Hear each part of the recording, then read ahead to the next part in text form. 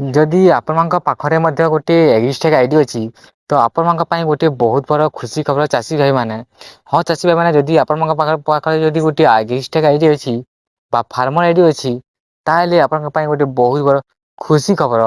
ଏବେ ଯେଉଁଟା ବହୁତ ପପୁଲାର ହିସାବରେ ଯେଉଁଟା ଚାଲୁଅଛି ଯେଉଁ ଆମ ଧାନ ମଣ୍ଡି ରେଜିଷ୍ଟ୍ରେସନ କଲାବେଳେ ଯେଉଁଟା ଲାଗୁଛି ଗୋଟେ ଆଗ୍ରିଷ୍ଟେକ୍ ଫାର୍ମର ଆଇଡି ତ ସେମାନଙ୍କ ପାଇଁ ଗୋଟେ ବହୁତ ବଡ଼ ଖୁସି ଖବର। ତ ସବୁ ଚାଷୀମାନଙ୍କ ପାଇଁ ଏ ଭିଡ଼ିଓ ବହୁତ ଗୁରୁତ୍ୱପୂର୍ଣ୍ଣ ତ ସେଥିପାଇଁ ଭିଡ଼ିଓଟିକୁ ବହୁତ ଭଲ ଭାବରେ ଦେଖନ୍ତୁ ସମ୍ପୂର୍ଣ୍ଣ ଶେଷ ପର୍ଯ୍ୟନ୍ତ ମଧ୍ୟ ଦେଖନ୍ତୁ କାହିଁକିନା ଏ ଭିଡ଼ିଓ ଆପଣଙ୍କ ପାଇଁ ବହୁତ ଗୁରୁତ୍ୱପୂର୍ଣ୍ଣ। ଆପଣମାନେ ନୂଆ ଅପଡେଟ୍ ବିଷୟରେ ଜାଣିପାରିବେ ଯେ ଆଗ୍ରିଷ୍ଟେକ୍ ଆଇଡି ଥିଲେ ତ କେମିତି ଆପଣମାନେ 5,000 ଟଙ୍କା ପାଇବେ ଓ କେଉଁମାନଙ୍କୁ ଏ ଟଙ୍କା ମିଳିବ। ତ ଚାଲନ୍ତୁ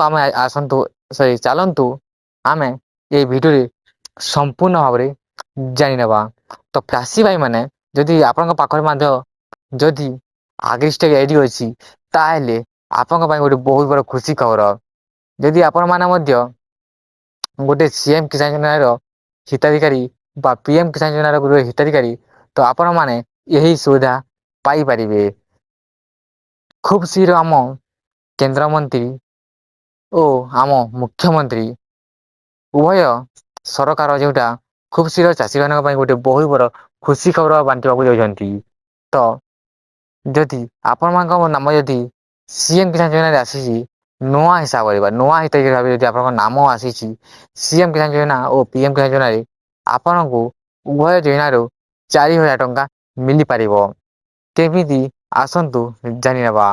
ତ ବହୁତ ଗୁଡ଼ିଏ ଚାଷୀ ମାନଙ୍କର ନାମ ଯୋଉଟା କଟିଯାଇଥିଲା ଓ ବହୁତ ଗୁଡ଼ିଏ ଚାଷୀ ମାନେ ମଧ୍ୟ ନୂଆ ହିତାଧିକାରୀ ଭାବେ ନୂଆ ଆବେଦନ କରିଛନ୍ତି ଏଇ ସିଏମ ଓ ପିଏମ କିଷାନ ଯୋଜନା ପାଇଁ।